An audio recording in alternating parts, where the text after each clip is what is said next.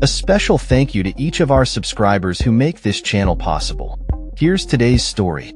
In a significant escalation in the ongoing conflict between Russia and Ukraine, President Vladimir Putin has made a controversial statement demanding that Ukrainian forces in the Kursk region surrender.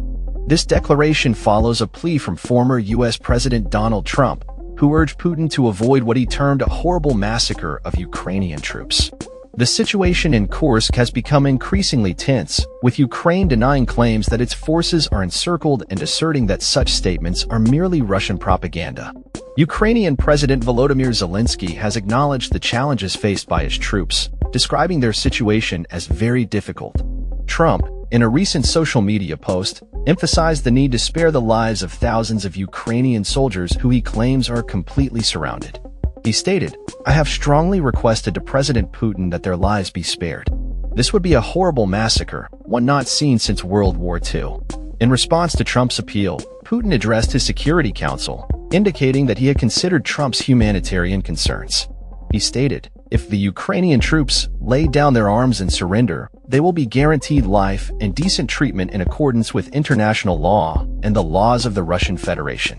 However, Putin also made it clear that a formal order from Ukraine's military leadership is necessary for this offer to be acted upon. The pressure on Ukrainian forces in Kursk has intensified recently, as Russian troops have launched a counteroffensive, reclaiming much of the territory that Ukraine had captured last summer. This shift in control has diminished Ukraine's leverage in any potential negotiations for a ceasefire. Additionally, Russian troops have crossed into Ukrainian territory in the Sumy region, further complicating the situation. Trump's comments come in the wake of discussions between his Middle East envoy, Steve Witkoff, and Putin regarding a proposed 30-day interim ceasefire.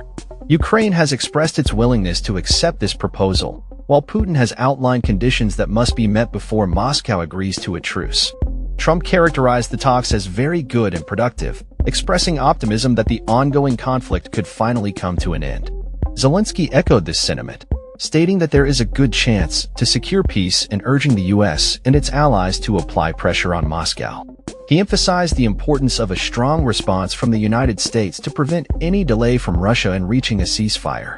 Kremlin spokesperson Dmitry Peskov commented on the situation, acknowledging the cautious optimism surrounding the discussions. He noted that Putin supports Trump's position on a settlement but raised concerns about Ukraine potentially using a truce to regroup.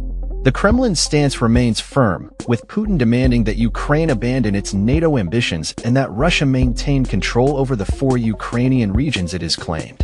Furthermore, Putin has called for the size of the Ukrainian army to be limited, the easing of Western sanctions, and the organization of presidential elections in Ukraine, which Kyiv argues is premature given the ongoing martial law. Former British ambassador to Russia, Tony Brenton, weighed in on the situation, stating that while the war has been costly for Russia, there is a desire to find a resolution that can be presented positively to the Russian public. However, he noted that the current Russian military successes in Kursk may lead to delays in negotiations for a ceasefire. He cautioned that a ceasefire does not guarantee an end to hostilities and emphasized the need for a robust policing mechanism to ensure compliance.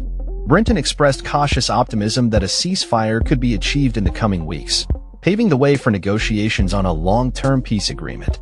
As the situation continues to unfold, the international community watches closely, hoping for a resolution that brings an end to the conflict and safeguards the lives of those caught in the crossfire.